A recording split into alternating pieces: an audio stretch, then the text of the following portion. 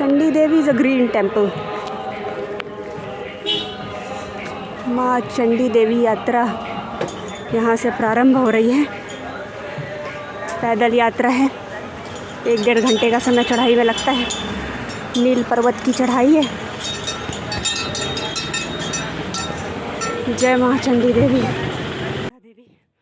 ये मंदिर सिद्ध पीठों में शामिल है, 51 शक्ति पीठों में से एक है और हिमालय की जो दक्षिण मुखी पर्वत श्रृंखला है, जिसे हम शिवालिक रेंज ऑफ हिमालयाज़ कहते हैं, उसमें नील पर्वत पर स्थित है। जैसा कि मैंने बताया, सभी मनोकामनाओं को पूर्ण करने वाला मंदिर माना जाता है।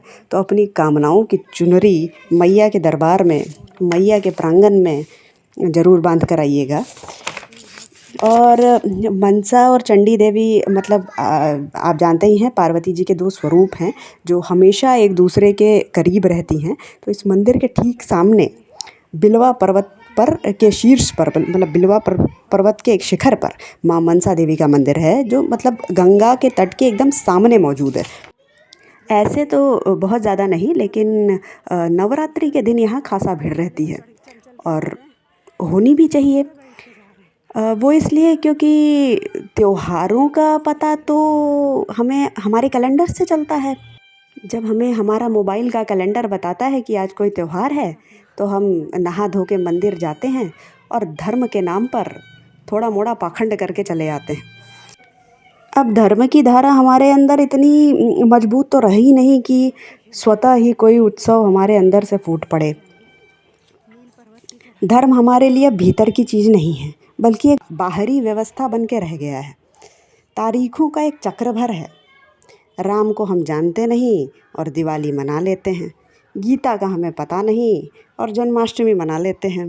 तो न तो हम व्रत को समझते हैं, न हम त्योहारों को समझते हैं, लेकिन बस चल रहा है।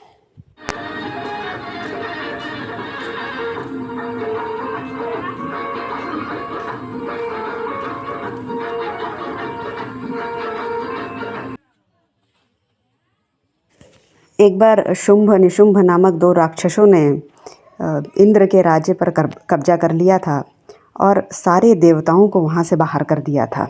तो सारे देवता माँ पार्वती के पास पहुँचे विनती लेके कि उनके परेशानी का वो कुछ निवारण करें। पार्वती जी ने उनकी विनती स्वीकार की और फिर उन्होंने चंडी का रूप धारण किया। उन्होंने जो रूप धारण किया उस पर शुंभ जी फिदा हो गए और उनके सामने विवाह का प्रस्ताव रख दिया। इससे जिस प्रस्ताव को पार्वती जी ने ठुकरा दिया, शुंभ को गुस्सा आया। तो उनके जो राक्षस दल थे, उसके जो प्रमुख थे चंडमुंड, उनको उन्होंने भेज दिया कि आप पार्वती जी को मार डालो। तो पार्वती जी ने उन्हें चंडी के रूप में उन्हें मार डाला, चंडमुंड को, और उसके बाद शुंभ निशुंभ का भी संहार कर दिया।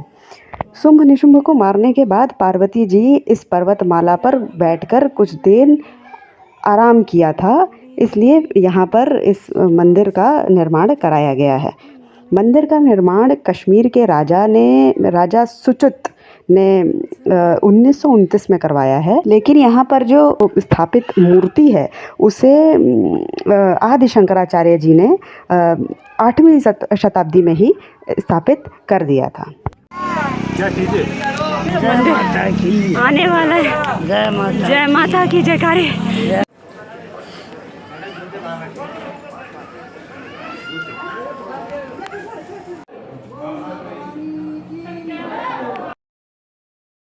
और ये कंदमूल फल है जो कि चित्रकूट से लाया जाता है, वहाँ ज़मीन के अंदर ये पैदा होता है। बस माता जी का बहुत अच्छा दर्शन हुआ और यही प्रार्थना रही कि हम सब मनुष्यजन अपने मनुष्य होने के प्रयोजन को पूरा करें, अर्थात दुर्जन से सज्जन बने, सज्जन से शांत बने, शांत जन बंधनों से मुक्त हों और मुक्त अन्य जनों को मुक्त करें। बस, और इसके लिए बहुत ज़रूरी है कि हम सनातन धर्म को उसकी पूरी प्रतिष्ठा के साथ पुनः स्थापित करें और धर्म की धारा हम सबके अंदर निर्मल हो, ईमानदार हो और सच्चाई से प्रभावित हो। यही मेरी माँ से मंगल कामना रही है।